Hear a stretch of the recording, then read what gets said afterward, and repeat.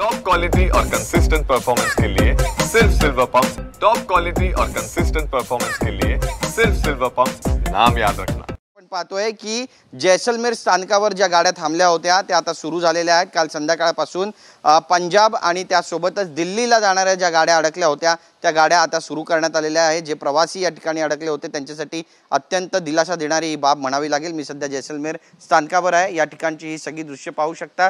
Railway या ठिकाणी उभी आहे। गेल्या अनेक दिवसांपासून आपण पाहिलं की रेल्वेचा खोळंबा झाला होता आणि भारत पाकिस्तान या दोन्ही देशांमध्ये जे युद्धाचं तणावाचं वातावरण होतं त्या अनुषंगाने भारतीय रेल्वेने हा निर्णय घेतला होता।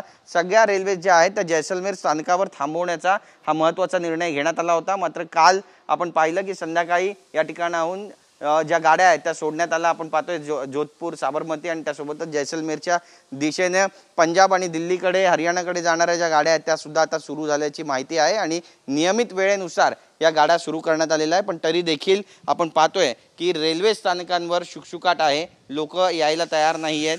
बऱ्याच जणांनी आपलं रिझर्वेशन सुद्धा रद्द केलेलं आहे आणि पर्यायी मार्गाचा वापर करायला त्यांनी सुरुवात केलेली आहे। अजूनही तणावाचं वातावरण आहे। नेमका हा तणाव पूर्णपणे कधीपर्यंत निवळणार आहे याकडे देशाचं, जैसलमेरकर वासियांचं लक्ष लागलंय। कॅमेरा पर्सन खंडूराजसह गिरीश गायकवाड, TV9 मराठी, जैसलमेर।